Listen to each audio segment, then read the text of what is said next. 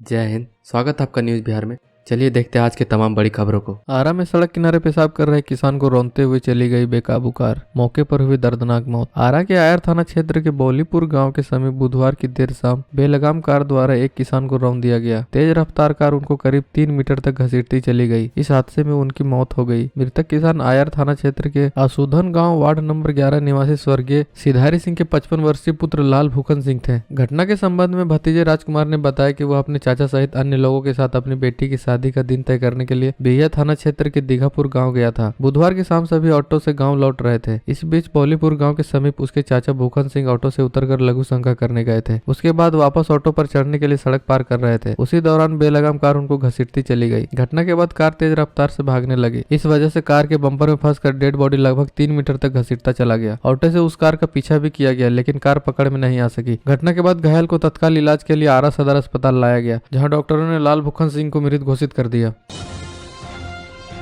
मुजफ्फरपुर में बागमती नदी पर बने पुल से नदी में गिरा बालू लदा ट्रक, चालक व उपचालक दोनों लापता। बेनीबाद ओपी क्षेत्र NH 57 पर बागमती नदी पर बने पुल की रेलिंग तोड़कर बालू लदा ट्रक नदी में गिर गया। इस घटना में चालक व उपचालक के ट्रक में ही फंसे रहने की आशंका है। बुधवार की सुबह लोगों ने पुल की रेलिंग टूटी देखी और ट्रक के चक्कों का निशान देखा। इससे दुर्घटना होने की आशंका हुई। नदी में देखने पर ट्रक का पता नहीं चल रहा था। ग्रामीणों ने इसकी सूचना पुलिस को दी। पुलिस ने गोताखोर को नदी में उतारा, लेकिन पानी की गहराई अधिक होने से कुछ पता नहीं चल सका। बेनीबाद ओपी प्रभारी अभिषेक कुमार ने सीओ को सूचना दी। इसके बाद SDRF की टीम पहुंची और नदी में उतरी तो करीब 40 फुट नीचे ट्रक का पता चला। शाम हो जाने के कारण बचाव कार्य रोक देना पड़ा। ओपी प्रभारी क्षेत्र ने बताया कि ट्रक का मालिक भी घटनास्थल पर पहुंच चुका है। ट्रक बिहटा से बालू लेकर मधुबनी जा रहा था। ट्रक चालक बिहटा निवासी विनोद कुमार सिंह व उपचालक पालीगंज निवासी रंजीत कुमार लापता है। आशंका जताई जा रही है कि दोनों ट्रक के केबिन में ही फंसे हो सकते हैं। प्रभारी ने बताया कि ट्रक को नदी से निकालने के लिए क्रेन व गोताखोर को बुलाया जा रहा है। गुरुवार की सुबह बचाव कार्य शुरू किया जाएगा। पटना से गोपालगंज की दूरी अब होगी कम। डुमरिया से बाकरगंज के बीच नए हाईवे का हो रहा निर्माण। पटना से गोपालगंज की दूरी अब कम हो जाएगी। NHAI से मंजूरी मिलने के बाद डुमरिया घाट से पटना के बाकरगंज को जोड़ने के लिए नए हाईवे के निर्माण में तेजी आ गई है। केंद्र सरकार की राम जानकी पथ 4 लेन योजना और पटना गंगा ब्रिज से गोपालगंज के लिए 4 लेन राज्य पथ योजना का बैंकुटपुर से मड़वा में जंक्शन होना है, जिसके लिए वहाँ बहुत ज्यादा एरिया की आवश्यकता है। बुधवार को इसका निरीक्षण DM डॉक्टर नवल किशोर चौधरी ने अधिकारियों के साथ किया। बैकुंठपुर के मड़वा में दोनों 4 लेन के मिलने से प्रभावित एरिया में कम से कम पंचायत और आबादी प्रभावित हो, जिसके लिए संबंधित अधिकारियों के साथ रोड मैप पर फिजिकल जांच पर चर्चा की जा रही है। हाईवे के निर्माण से बैकुंठपुर दियारा का लुक बदल जाएगा। साल दर साल आने वाली बाढ़ की त्रासदी को भी नया हाईवे रोकने में सफल होगा। हाईवे के पश्चिम व दक्षिण के सैकड़ों गाँवों को बाढ़ से मुक्ति मिल जाएगी। भागलपुर की मैरी कॉम बनी पूजा, खेलेंगी नेशनल बॉक्सिंग। शादी के बाद मुक्केबाजी की राह नहीं थी आसान। भारतीय महिला मुक्केबाज मैरी कॉम मणिपुर के एक गांव के गरीब परिवार में पली बढ़ी। भागलपुर की पूजा का भी नाथनगर के सुजापुर निवासी प्राइवेट मुंशी पिता के घर लालन पालन हुआ। मैरी कॉम शादी और जुड़वा बच्चे होने के बाद भी हार न मानते हुए दुनिया भर के मुक्केबाजों को धूल चटाती रही। भागलपुर की पूजा पर भी शादी और एक बच्चे के जन्म के बाद भी मुक्केबाजी का धुन सवार रहा। अब उनका चयन राष्ट्रीय मुकाबले के लिए हुआ है। मैरी कॉम के अंदर मुक्केबाजी का जुनून लड़कों को मुक्केबाजी करते देखकर हुआ। पूजा मैरी कॉम को देखकर आगे बढ़ी। भोपाल में 19 से 26 दिसंबर तक होने वाले नेशनल एलीट महिला बॉक्सिंग प्रतियोगिता के लिए बिहार से पूजा सहित अन्य महिला खिलाड़ी का चयन हुआ। पूजा राय प्रतिदिन सुबह व शाम मिलाकर 4 घंटे बॉक्सिंग रिंग में अभ्यास कर पसीना बहा रही है। पूजा ने बताया कि शादी के कुछ साल बाद बॉक्सिंग खेल में वापसी करना इतना आसान नहीं था। घर का कामकाज, बच्चे व पति को देखते हुए अभ्यास शुरू किया।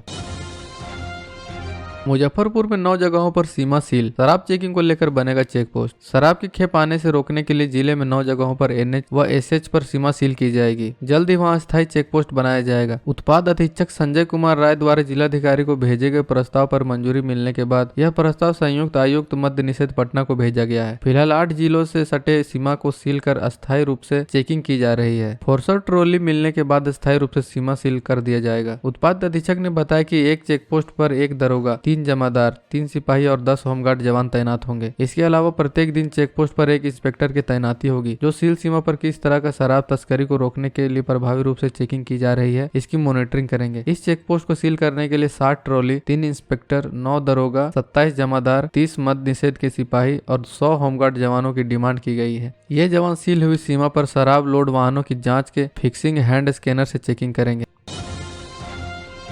महानंदा नदी पर तटबंध का निर्माण कार्य जल्द शुरू होगा। इन 4 जिलों के लोगों को होगा लाभ। महानंदा नदी बाढ़ प्रबंधन योजना फेज 2 के क्रियान्वयन को लेकर समाहरणालय स्थित सभागार में बुधवार को प्रमंडलीय समीक्षा बैठक हुई, जहां संसाधन विभाग व आपदा प्रबंधन विभाग के सचिव संजय कुमार अग्रवाल ने इसकी अध्यक्षता की। बैठक में संजय अग्रवाल ने महानंदा बाढ़ प्रबंधन योजना फेज 2 के तहत तटबंध निर्माण के लिए भू अर्जन की स्थिति की समीक्षा की। उन्होंने संबंधित जिलों के डीएम को भूमि अधिग्रहण में हो रही समस्याओं के निदान करने का निर्देश दिया। उन्होंने पूर्णिया प्रमंडल के आयुक्त गोरखनाथ से भी अनुरोध करते हुए कहा कि सरकार की महत्वाकांक्षी योजना पर यथाशीघ्र कार्य हो। कहा कि सरकार बाढ़ से संबंधित आपदा को रोकने के लिए तटबंध के निर्माण के लिए प्रतिबद्ध है।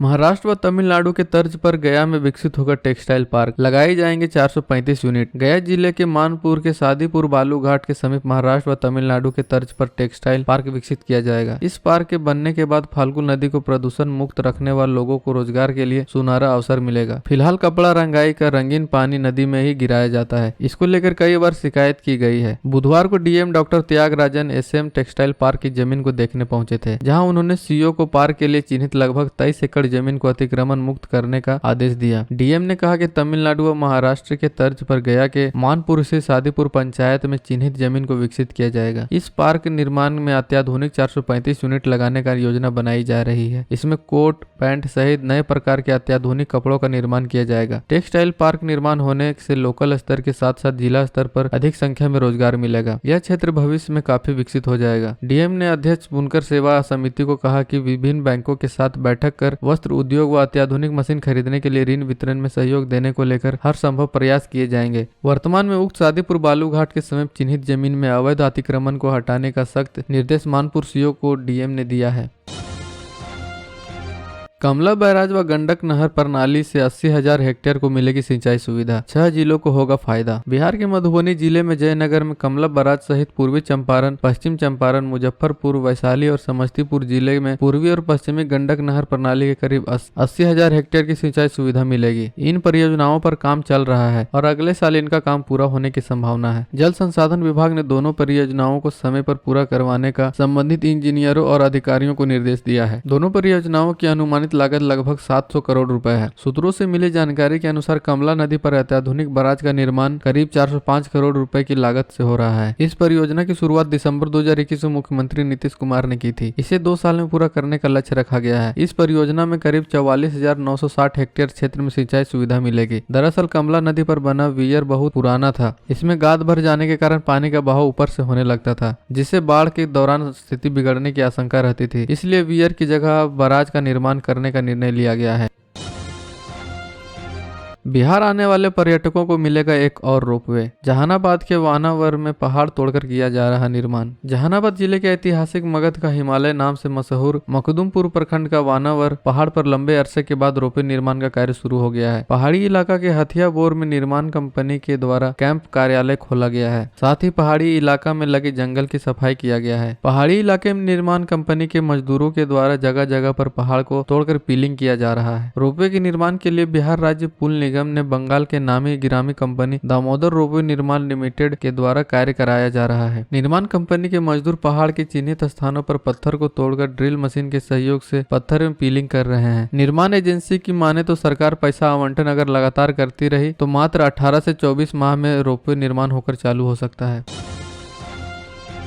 भागलपुर में लाठी डंडा से पीटने के बाद बदमाशों ने किसान को गला घोंटकर हत्या की। जानने मामला। शाहाबाद में अपराधियों ने शाहाबाद नया टोला के खत्तर मंडल के पुत्र अनुज कुमार की लाठी डंडे से पीटकर व गला घोंटकर हत्या कर दी। बुधवार सुबह खोजबीन में किसान का शव झाड़ी में मिला। सूचना पर विधि व्यवस्था डीएसपी डॉक्टर गौरव कुमार, अंचल इंस्पेक्टर रतनलाल ठाकुर, अकबर नगर, शाहकुंड, कजरेली व बाईपास टीओपी थाना पुलिस के साथ घटनास्थल पर पहुंचे और मामले की छानबीन की। घटनास्थल पर फोरेंसिक टीम व डॉग स्क्वाड से जांच पड़ताल कराई गई। पुलिस से एक संदिग्ध युवक को हिरासत में लेकर पूछताछ कर रही है। हत्या के कारणों का पता नहीं चला है। प्रथम दृष्टया लाठी डंडे से पीट व गला घोंटकर हत्या करने का मामला प्रतीत हो रहा है। पोस्टमार्टम रिपोर्ट के बाद मामले का खुलासा होगा। एक संदिग्ध को हिरासत में लेकर पूछताछ की जा रही है।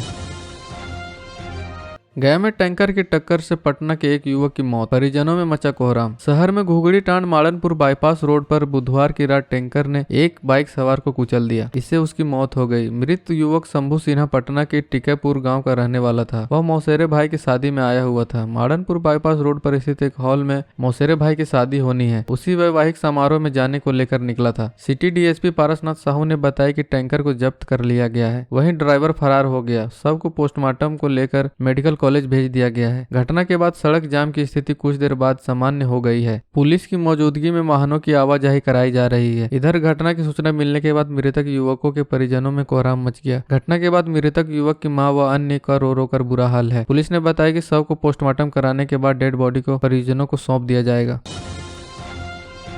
गोपालगंज में गंडक नदी की त्रासदी रोकने के लिए हो रही तैयारी, बाढ़ सुरक्षा के लिए बना 23 करोड़ का प्लान। गंडक नदी की बाढ़ की त्रासदी से जिले को बचाने के लिए जल संसाधन विभाग ने फुल प्रूफ तैयारी की है। यूपी बॉर्डर के अहिरौली दान से विशुनपुर गाइड बांध तक 2 स्कीम सिवान प्रमंडल में तथा गोपालगंज प्रमंडल में 7 स्कीम तैयार किए गए हैं। एक्सपर्ट भी मान रहे हैं कि तटबंधों व राजस्व छर्गियों पर 9 स्थलों पर दबाव के कारण बांध कमजोर हैं। उन्हें मजबूत करने के लिए डीपीआर तैयार कर ली गई है। 23 करोड़ से जिले को बाढ़ से बचाव के लिए डीपीआर बनाकर विभाग को मंजूरी के लिए भेजी गई है। टेक्निकल सेल से मंजूरी मिलने के बाद ही बचाव कार्य भी शुरू हो जाएगा। तटबंधों के मजबूत करने के लिए मुख्य अभियंता किशोर कुमार के स्तर से तैयार डीपीआर विभाग को सौंपी गई है। इसमें बाढ़ संघर्षात्मक बल के अध्यक्ष मोहम्मद हामिद व अन्य टेक्निकल जानकारों से भी सहयोग लिया गया है। इसके बाद इस प्रपोजल को मंजूरी के लिए भेजा जाएगा। बाढ़ नियंत्रण विभाग के मुख्य अभियंता अशोक कुमार ने बताया कि अगले साल बाढ़ से बचाव के लिए पुख्ता इंतजाम किया जा रहा है। इसमें अभियंताओं के अलावा बाढ़ एक्सपर्ट का भी सहयोग लिया गया है, जिससे नदी को काबू में रखा जा सके।